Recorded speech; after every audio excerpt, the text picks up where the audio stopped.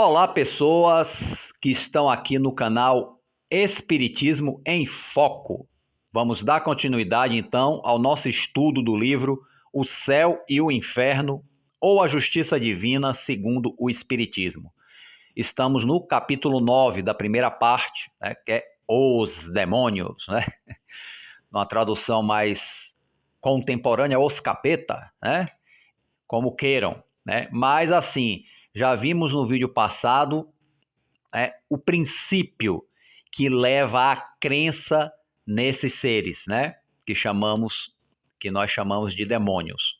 Vamos agora ao segundo subtítulo do capítulo, que é Os Demônios segundo a Igreja. Porque, assim, é a maior propagadora, né, dessa questão da existência dos demônios, sempre foi a Igreja, né? A Igreja Católica, a Igreja Protestante, né?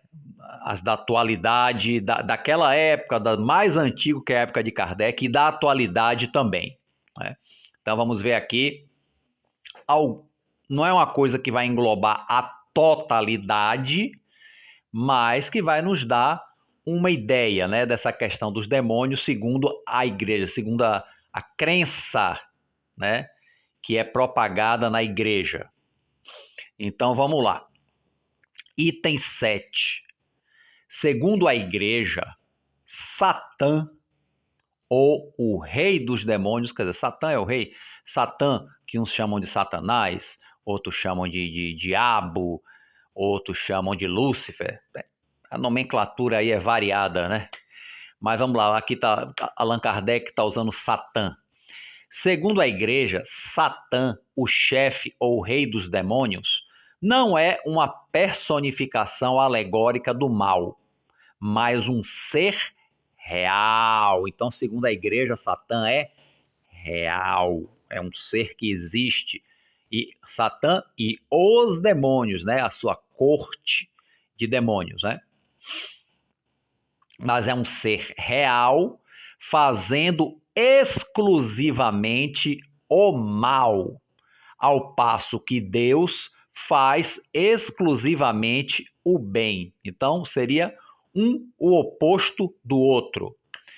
Tomemo-lo, pois, tal como no lodão, né? Como se apresenta, né, para a gente, como a igreja nos apresenta este ser, né, poderoso, mas com poderoso que usa o seu poder para fazer o mal, né, para desencaminhar a vida das pessoas, para nos levar a abismos, para que cometamos erros, pecados terríveis, para que ele nos aprisione na sua casa, que é o inferno, né?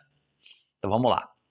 Satã, de toda a eternidade, é igual a Deus ou posterior a Deus?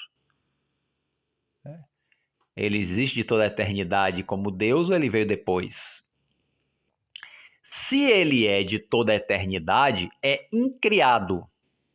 Quer dizer, sempre existiu da eternidade. E, por consequência, igual a quem? A Deus, né? Deus, então, não é mais único.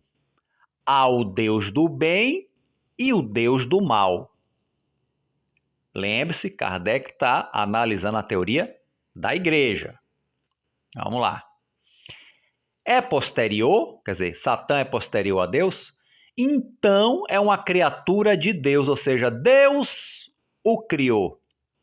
Uma vez que ele não faz senão o mal, que é incapaz de fazer o bem e de se arrepender, Deus criou um ser voltado perpetualmente ao mal. Perpetualmente é para sempre, né? Então Deus criou, nessa segunda análise, se ele é posterior a Deus, incapaz de fazer o bem, só fazer o mal, então Deus criou um ser voltado a fazer o mal pela eternidade. Vamos lá? Se o mal não é a obra de Deus, mas de uma das suas criaturas predestinadas a fazê-lo, dele sempre Deus é o primeiro autor. Então, e então não é infinitamente bom. Eita, até engasguei. Né? Se o mal não é obra de Deus, é obra do Satã, né? Não é obra, mas de uma de suas criaturas predestinadas a fazer, né, o mal, no caso o Satã, dele sempre Deus é o primeiro autor e então não é infinitamente bom. Então Deus não é nesse caso infinitamente bom porque ele teria criado um ser voltado para fazer o mal infinitamente. Ocorre o mesmo com todos os seres maus chamados demônios. Então Deus também criou seres que têm como função fazer o mal à humanidade pela eternidade. E aí questiona-se a bondade de Deus. Deus não faz o mal, mas criou seres para fazer o mal pela eternidade? Aí é que está. Essa aqui é a provocação que Kardec está nos lançando aqui. Né? Então vamos seguir agora para o item 8. Tal foi, durante muito tempo, a crença sobre esse ponto. Hoje se diz, né? E aí Kardec coloca aqui uma nota de rodapé. As citações seguintes foram extraídas da pastoral do eminentíssimo cardeal Gosset, cardeal arcebispo de Reims, né? Pelo carisma de 1865. Em razão do mérito pessoal e da posição do autor, podemos considerá-las como sendo a última palavra da Igreja sob a doutrina dos demônios, quer dizer, a última palavra, o último livro teórico sobre essa crença, né? Então vamos lá. E aí, item 8. Deus, né? Isso aqui, ele abre aspas, que são palavras do que eu citei aqui, né? Do cardeal Gosset, arcebispo de Reims, ok? Então abre aspas aqui para o nosso cardeal. Vai falar em nome da igreja. Deus, que é a bondade e a santidade por essência, já dizer por excelência, mas é por essência. Também serviria, né? Deus, que é a bondade e a santidade por essência, não os teria criado maus e malfazejos. Sua mão paternal, que se compraz em derramar sobre todas as suas obras um reflexo de suas perfeições infinitas, né? Um reflexo de suas perfeições infinitas, os havia acumulado dos seus mais magníficos dons. Opa! Então, já está dizendo que Deus não criou os demônios malfazejos, né? Que ele diz que todas as obras de Deus têm um reflexo das suas perfeições. Vamos lá. E eles teriam sido criados com os mais magníficos dons de Deus. As qualidades sobreeminentes de sua natureza havia acrescentado a generosidade da sua graça. Fizeram-os em tudo semelhante aos espíritos sublimes que estão na glória e na felicidade. Eles foram criados, né, bons, né?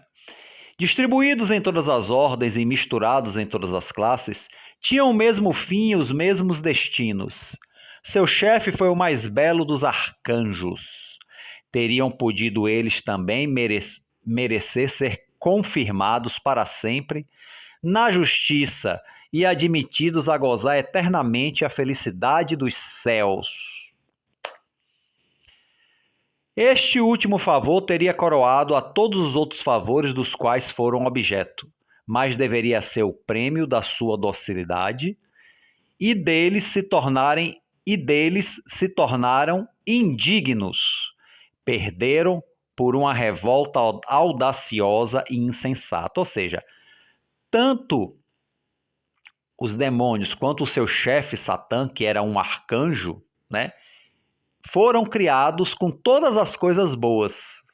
Mas aí se tornaram indignos porque se revoltaram, né? Se revoltaram. A gente lembra dos anjos decaídos que se revoltaram contra Deus, né? Que seriam então os anjos decaídos, os demônios, né? E o principal deles, que é o Lúcifer, que é o chefe de todos, que se tornou o Satã, né? Mas não chegamos ainda nessa parte, já adiantei, né? Continua, abre aspas, o cardeal. Qual foi o escolho de sua perseverança? Qual verdade desconheceram? Qual ato de fé e de adoração recusaram a Deus? São perguntas. A Igreja e os anais da história santa não o dizem de maneira positiva, mas parece certo que não aqueceram nem a mediação do Filho de Deus, nem a exaltação da natureza humana em Jesus Cristo. Quer dizer, negaram tudo, né? O Verbo divino, para o qual todas as coisas foram feitas, é também o único mediador e salvador, no céu e na terra. A finalidade sobrenatural não foi dada aos anjos e aos homens, senão em previsão da sua encarnação e dos seus méritos. Foram dados isso por méritos aos anjos e aos homens. Porque não há nenhuma proporção entre as obras dos mais eminentes espíritos e essa recompensa que não é outra que o próprio Deus. Nenhuma criatura teria podido aí chegar sem essa intervenção maravilhosa e sublime de caridade, que é o próprio Deus. Ora, para preencher a distância infinita que separa a essência divina das obras das suas mãos, seria preciso que reunisse em sua pessoa os dois extremos, que associasse à sua divindade a natureza do anjo ou a do homem. E ele fez a escolha da natureza humana. Ok? Esse desígnio, concebido de toda a eternidade, foi manifestado aos anjos muito tempo antes do seu cumprimento. O homem-deus lhes foi mostrado, no futuro, como aquele que deveria confirmá-los nas graças e introduzi-los na glória, com a condição de que o adorassem na terra durante a sua missão e nos céus pelos séculos dos séculos. Revelação inesperada, visão arrebatadora para os corações generosos e reconhecidos, mas mistério profundo, acabrunhante para os espíritos soberbos. Esse fim sobrenatural, esse peso imenso de glória que lhes era proposto, não seria, pois, unicamente a recompensa dos seus méritos pessoais. Jamais poderiam atribuir-se a si mesmo os títulos dessa posse. Um mediador entre eles e Deus, que injúria feita à sua dignidade. A preferência gratuita concedida à natureza humana, que injustiça, que insulta aos seus direitos. Essa humanidade que lhes era tão inferior, vá-la-ia um dia divinizada pela união com o Verbo e sentada à direita de Deus, sobre um trono resplandecente? Consentiriam oferecer-lhe eternamente as suas homenagens e a sua adoração? Olha só, gente, o que está indicando aqui, né? É um texto rebuscado, né? É uma coisa assim, vamos complicar para parecer que é verdadeiro, né? Mas que os anjos, esses que se tornaram os demônios, não gostaram de ver a possibilidade da humanidade estar também sentada ao lado de Deus na divindade, que eles achavam a humanidade inferior. Pelo menos foi o que eu entendi, né? Quem entendeu diferente pode dizer aí nos comentários. Então, quer dizer, um ser humano, se ele se unir a Deus na divindade, né, nos seus pensamentos, no seu coração, como se fala na teologia católica, né, quando a gente vai para o céu ficar sentado ao lado de Deus. Quer dizer, essa possibilidade do ser humano que seria inferior ascender dessa forma fez com que certos anjos aqui não gostassem. E a partir e essa aí foi o ponto de partida da revolta deles. Quer dizer, o ser humano se igualar a eles, os anjos, né? Que são seres superiores. Né? Então, basicamente, foi o que eu consegui captar desse texto aqui, né? Bem rebuscado, né? Vamos dizer assim. Abre aspas de novo. Lúcifer e a terceira parte dos anjos sucumbiram a esses pensamentos de orgulho e de ciúme. Quer dizer, Lúcifer, um dos maiores arcanjos de Deus, né? E parte dos anjos que o seguiram sucumbiram a esse ciúme da humanidade, né? De eles poderem ascender e ficar igual aos anjos, né? Que coisa. São Miguel e com ele a maioria exclamaram: o que é semelhante a Deus? Ele é o Senhor dos seus dons e o soberano Senhor de todas as coisas. Glória a Deus e ao Cordeiro, que será imolado para a salvação do mundo. Falando de Jesus aí. Mas o chefe dos rebeldes, esquecendo-se de que era devedor ao seu Criador, por sua nobreza e por suas prerrogativas, não houve senão a sua temeridade e diz: eu mesmo me elevarei ao céu, estabelecerei minha morada acima dos astros. Quer dizer, olha a soberba, né? Me assentarei sobre a montanha da aliança nos flancos do Aquilon. Dormirei às nuvens mais elevadas e serei semelhante ao mais alto. Aqueles que partilhavam seus sentimentos acolheram as suas palavras com um murmúrio de aprovação e se encontravam em todas as ordens de hierarquia, mas a sua multidão não os colocou ao abrigo do castigo. Quer dizer, ele queria ser mais do que Deus, né? Queria se elevar. Queria ser igual ou mais, né? Do que Deus. Quer dizer, serei semelhante ao mais alto. Então ele queria ser igual, né? Não sei se mais, né? Semelhante, né? Então é isso. Fecha aspas. Item 9. A essa doutrina levanta várias objeções. Então, a Kardec vai fazer agora as objeções desse texto, né, que é uma doutrina praticamente desse cardeal. Primeiro, vamos lá, acompanhando. Se Satã e os demônios eram anjos, era porque eram perfeitos. Não vimos no capítulo anterior que os anjos são seres criados perfeitos? Que eles têm, inclusive, hierarquia.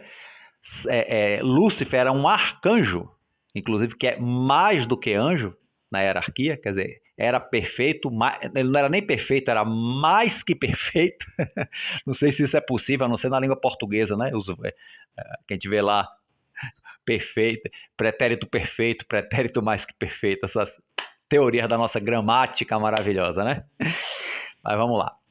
Se Satã e os demônios eram anjos, eram porque eram perfeitos. Sendo perfeitos, como puderam falir e, nesse ponto, desconhecer a autoridade de Deus em cuja presença se encontravam? Eram perfeitos, estavam diretamente na presença de Deus. Como é que puderam falir? Se deixar levar por sentimentos tão vis, né? Conceber-se-ia ainda, se não tivessem chegado a esse grau eminente, se não gradualmente e após passarem pela fileira da imperfeição, que teriam podido ter um retorno deplorável. Mas o que torna a coisa mais incompreensível é que nos apresenta como tendo sido criados perfeitos. Porque se eles tivessem passado pela imperfeição, aí poderia ter uma justificativa, né? Tipo, eles retornaram, decaíram, né? Tipo, involuíram. Coisa que na teoria espírita não existe, mas não chegamos ainda na visão espírita propriamente dita aqui dos demônios, né? Apesar de que Kardec já está fazendo uma objeção baseado nos princípios espíritas, né? Então vamos lá. Então, mas foram criados perfeitos. A consequência dessa teoria é essa: 2 pontos. Deus, tendo querido criar neles seres perfeitos, uma vez que os cumulara de todos os dons, enganou-se. Portanto, segundo a Igreja, Deus não é infalível. Olha que ousadia de Allan Kardec. Se Deus criou seres perfeitos com todos os dons e mesmo assim eles faliram, então Deus se enganou. Criou anjos perfeitos, mas que acabaram, se tornando demônios, Então, segundo a igreja, segundo essa teoria que lemos aqui anteriormente, Deus não é infalível. Rapaz, já pensou? Acho que quando os sacerdotes da época leram esse texto aqui, ficaram uma arara com Allan Kardec, Mas vamos lá. Nota de rodapé. Essa doutrina monstruosa foi afirmada por Moisés quando disse na Gênesis capítulo 6, versículos 6 e 7. A Gênesis é da Bíblia, de Moisés, viu, gente? Não é da codificação, não. Ele se arrependeu de ter feito o homem sobre a terra. Quer dizer, Deus se arrependeu de fazer o homem sobre a terra. Um ser perfeito não faz nada imperfeito para se arrepender. E estando tocado de dor até o fundo do coração, disse: exterminarei de sobre a terra o homem que criei. Exterminarei tudo, desde o homem até os animais. O que é que os animais têm com isso, gente? Com os erros dos homens? Nossa, exterminarei desde o homem até os animais, desde tudo que rasteja sobre a terra até os pássaros do céu, porque eu me arrependi de tê-los feito. Se arrependeu de ter feito os homens, já mostrou que não é infalível, e ainda por cima estendeu o seu rancor aos animais, até os pássaros do céu. Como diz Kardec, doutrina monstruosa. Segundo, uma vez que nem a igreja e nem os anais da história explicam a causa da revolta dos anjos contra Deus, ninguém sabe qual foi a causa. Revoltou por quê? Estava tudo tão bom lá, vivendo no paraíso. O que é que tinha para se revoltar? Para fazer greve? Fizeram a greve para pedir o quê? Gente, perdão, eu não sei estudar essa questão sem essa pitada de ironia. Não é querer faltar com respeito com as pessoas, não. É porque quando a gente vê o absurdo que é certas coisas, ou a gente ri ou a gente se desespera, Então eu prefiro rir, me perdoem, Bom, uma vez que nem a igreja e nem os anais da história explicam a causa da revolta dos anjos contra Deus, que somente parece certo que estava na sua recusa de reconhecer a missão futura do Cristo, que elevaria os homens para eles estarem junto de Deus, como eu falei anteriormente, eles ficaram com ciúmes da humanidade, com rancor da humanidade. Então eles primeiro ficaram com raiva do Cristo, e depois da humanidade. Bom, por isso que Satã é tão adversário do Cristo, Então, a causa da revolta dos anjos contra Deus, que somente parece certo que estavam na sua recusa de reconhecer a missão futura do Cristo, que valor pode ter o quadro tão preciso e tão detalhado da cena que teve lugar nessa ocasião? De qual fonte foram auridas as palavras tão claramente narradas como tendo sido pronunciadas até por simples murmúrio? Parecia que ele estava lá para saber isso tudo, De duas coisas uma, ou a cena é verdadeira ou não é. Se é verdadeira, não há nenhuma incerteza e então, por que a igreja não resolve o dilema? Se é verdadeiro. Se a igreja e a história se calam, se somente a causa parece certa, isso não é senão uma suposição. Nunca falaram nem provaram nada. É uma suposição. E a descrição da cena não é senão uma obra da imaginação. Essa revolta dos anjos contra Deus, contra a missão do Cristo, Ora, se um Deus que se arrepende do que fez, não é nem perfeito nem infalível. Portanto, não é Deus. Isso aqui é nota de rodapé. Essas são, pois, as palavras que a igreja proclama como sendo verdades santas. Não se vê muito o que havia de comum entre os animais e a perversidade do homem para merecer o seu extermínio. Mas vamos lá. Acordou com a pá virada, né? Deus, que não é perfeito nessa visão aqui, acordou com a pá virada, né? E aí, então, outra nota de rodapé, porque essa aqui que eu li, gente, era a continuação da anterior, que foi para outra página, desculpem. Mas aqui, outra nota de rodapé sobre essa leitura aqui, da obra da imaginação. Né? Deixa eu ver aqui se, inclusive, vamos pegar a mesma pegada. Encontra-se em Isaías, no capítulo 14, né? Versículo 11 e seguintes. Isaías, né? Que é o livro da Bíblia. O profeta Isaías. Teu orgulho foi precipitado nos infernos, teu corpo morto e tombado por terra. Tua cama será podridão. Que horror. E tuas vestes serão os vermes. Tá, Deus é mais. Que nojo. Aff, Maria. Isso aí faz a gente ter medo do inferno mesmo, né? Como tombastes do céu, Lúcifer, tu que parecias tão brilhante ao romper do dia, inclusive Lúcifer quer dizer luz, gente. Lúcifer é o portador da luz. Né?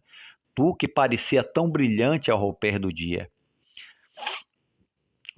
Como fostes derrubado sobre a terra? Quer dizer, Lúcifer, tu que era tão brilhante, como foste derrubado sobre a terra? Né? Tu que atingias com flagelos as nações, que diziam em teu coração: eu subirei ao céu, estabelecerei meu trono acima dos astros de Deus e me assentarei sobre a montanha da aliança no flanco do Aquilon. Colocar-me-ei acima das nuvens mais elevadas e serei semelhante ao mais alto? E contudo fostes precipitado dessa glória no inferno, até o mais profundo dos abismos. Aqueles que te verão aproximar-te-ão junto de ti, e depois de encarar-te, dir-te-ão: está aqui aquele homem que apavorou a terra, que lançou o terror nos reinos, que fez do mundo um deserto, que lhes destruiu as cidades e que reteve nas prisões aqueles que fizeram seus prisioneiros. Essa é a queda de Lúcifer, né? Virando o Satã, né? Essas palavras do profeta não são relativas à revolta dos anjos, mas uma alusão ao orgulho e à queda do rei da Babilônia. Olha que interessante. Essa descrição aqui de Isaías, que nós lemos, né? Olha o que Kardec está explicando. Não está falando do diabo, do anjo Lúcifer, né? Essas palavras do profeta não são relativas à revolta dos anjos, mas uma alusão ao orgulho e à queda do rei da Babilônia, que mantinha os judeus em cativeiro, assim como provam os últimos versículos. O rei da Babilônia é designado alegoricamente sob o nome de Lúcifer, olha só, mas não faz nenhuma menção da cena descrita acima. Essas palavras são as do rei que dizia em seu coração e se colocava pelo seu orgulho acima de Deus, quer dizer, ele se achava mais do que Deus, o rei da Babilônia, né? Cujo povo mantinha cativo, o povo hebreu, né? O povo judeu. A predição da libertação dos judeus da ruína da Babilônia e da derrota dos assírios é, aliás, objeto exclusivo desse capítulo. Então, Isaías, né, usa o Lúcifer como uma figura alegórica para falar do rei da Babilônia. Né? Olha que interessante, gente. E as coisas passam como uma verdade quando na verdade, não é que não seja verdade, mas não como a gente lê ao pé da letra, né? Por que ele não botou o nome do rei da Babilônia no texto? Por que botou? Porque talvez se ele botasse o nome diretamente, isso é uma especulação minha, viu, gente? Veria uma represária violenta contra ele. Então foi a forma dele falar do assunto sem citar o nome, né, para todo mundo saber, né?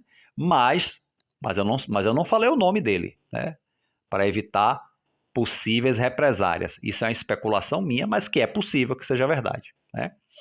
Ele usou aqui essa simbologia. Então, né?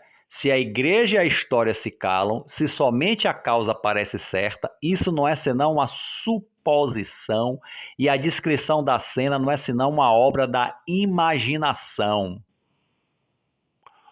Ou, aí que ele abre, uma alegoria para explicar dessa questão do rei da Babilônia, que se achava acima de tudo. Quando a gente vai estudando, a gente vai sabendo da coisa, sabe? Chega a me arrepio essas coisas assim. Eu ainda me arrepio, porque eu tô 30 anos de espiritismo, gente. Mas as coisas ainda me arrepiam. Quando eu leio, quando eu releio. Né? Vamos lá, continuando. Terceiro, as palavras atribuídas a Lúcifer acusam uma ignorância que se espanta em encontrá-las num arcanjo que, pela sua própria natureza e o grau que está colocado, não deve partilhar sobre a organização do universo os erros e os preconceitos que os homens professaram até que a ciência tivesse vindo a esclarecê-los. Então, a linguagem de Lúcifer para um arcanjo, para um ser perfeito, parece uma linguagem de um homem comum, um homem vulgar, de uma ignorância extrema, né? Como pôde dizer, abre aspas, estabelecerei minha morada acima dos astros, dominarei as mais elevadas nuvens? É sempre a antiga crença tendo a Terra como centro do mundo. Quer dizer, não existia nada além da Terra, né? No céu de nuvens que se alongam até as estrelas, na região limitada das estrelas, formando a abóbada, e que a astronomia nos mostra disseminadas ao infinito, no espaço infinito, com vários outros planetas iguais, ou maiores ou menores do que a Terra. Como é que um ser perfeito ignoraria uma coisa dessa? Os seres humanos da época, sim, mas um ser perfeito? É. E por aí vai. Tendo em vista que hoje se sabe que as nuvens não se estendem além de 2 léguas da superfície da Terra, 2 léguas, é como que conseguia se medir naquela época, né? Para dizer que dominaria as nuvens mais elevadas e falar de montanhas, seria preciso que a cena se passasse sobre a superfície da Terra e que aí fosse a morada dos anjos. Olha só, que ele não estava no céu, estava na Terra, né? Se essa morada estivesse nas regiões superiores, seria inútil dizer que se elevaria acima das nuvens, porque teoricamente eles já estariam acima das nuvens. Dar aos anjos uma linguagem eivada de ignorância é confessar que os homens hoje sabem mais a respeito do que os anjos. Quer dizer, hoje nós somos mais sábios do que os anjos, hoje que temos a astronomia, temos a física, né? Sabemos mais do que os anjos descritos aqui pela igreja, né? A igreja comete sempre o erro de não levar em conta os progressos da ciência. Ou seja, essa história toda, gente, é uma história deles, não é uma história da realidade. Né? Então, com isso, gente, sinto muito. A gente derruba muitas crenças, né? Tem gente que fica triste, né? É uma coisa séria. Então vamos lá. Vamos ao item 10. A resposta à primeira objeção se encontra na passagem seguinte. Vamos lá? Abre aspas. A escritura e a tradição dão o nome de céu ao lugar onde os anjos estavam colocados no momento da sua criação. Mas não era o céu dos céus, o céu da visão beatífica, onde Deus se mostra aos seus eleitos face a face e onde os seus eleitos o contemplam sem esforços e sem nuvens. Por ali não há mais perigo nem possibilidade de pecar. A tentação e a fraqueza são desconhecidas. A justiça, a alegria e a paz ali reinam em uma imutável segurança. A santidade e a glória não diminuem. Era, pois, uma outra região celeste, uma esfera luminosa e afortunada, onde essas nobres criaturas, largamente favorecidas de comunicações divinas, deveriam recebê-las e a elas aderirem pela humildade da fé, antes de serem admitidas a ver-lhes claramente a realidade na própria essência de Deus. Fecha aspas. E aí Kardec diz: resulta do que precede que os anjos que faliram pertenciam à categoria menos elevada, menos perfeita, que não tinha ainda chegado ao lugar supremo, onde a falta era impossível. Seja, mas então, há aqui uma contradição manifesta, porque está dito mais acima que, abre aspas, Deus os havia feito em tudo semelhante aos espíritos sublimes, né? Que, distribuídos em todas as ordens e misturados em todas as suas classes, tinham o mesmo fim e a mesma destinação, que o seu chefe era o mais belo dos arcanjos. Fecha aspas. Se foram feitos em tudo semelhante aos outros, não eram, pois, de uma categoria inferior. Quer dizer, esses que decaíram eram da mesma categoria de todos os anjos. Se estavam misturados em todas as classes, não estavam num lugar especial. A objeção subsiste, pois, inteiramente. Então, a objeção que Kardec mostra aqui, ela é totalmente plausível, né? Bom, há uma outra que é, sem contradita, a mais grave e a mais séria. Está dito, abre aspas, este desígnio, a mediação do Cristo, entre parênteses, concebido de toda a eternidade, foi manifestado aos anjos muito tempo antes do seu cumprimento, ou seja, os anjos sabiam que o Cristo viria um dia, né, para salvar a humanidade. Fecha aspas. Deus sabia, pois, de toda a eternidade que os anjos, bem assim os homens, teriam a necessidade dessa mediação, o Cristo. Sabia ou não sabia que certos anjos faliriam, já que Deus é onipresente, é onisciente. Né? Deus sabia, pois, de toda a eternidade que os anjos, bem assim os homens, teriam necessidade dessa mediação. Sabia ou não sabia que certos anjos faliriam, que essa queda acarretaria para eles a condenação eterna, sem esperança de retorno, que estariam destinados a tentar os homens, né? As tentações dos demônios na nossa cabeça, né? Que aqueles destes últimos que se deixassem seduzir sofreriam a mesma sorte. Se o sabia, criou, pois, esses anjos com conhecimento de causa para a sua perda irrevogável, né? E para a maior parte do gênero humano. Porque se os anjos caem, eles vão também, como todos nós, né, nos influenciar ao mal e nos levar para o inferno junto com eles, né? Que é o que os demônios, em teoria, fazem, né? Pelas religiões aí, né, vigentes, né? Nos tentam, nos levam ao mal, à danação eterna, né?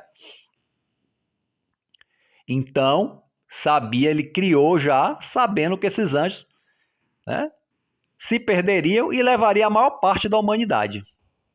Né?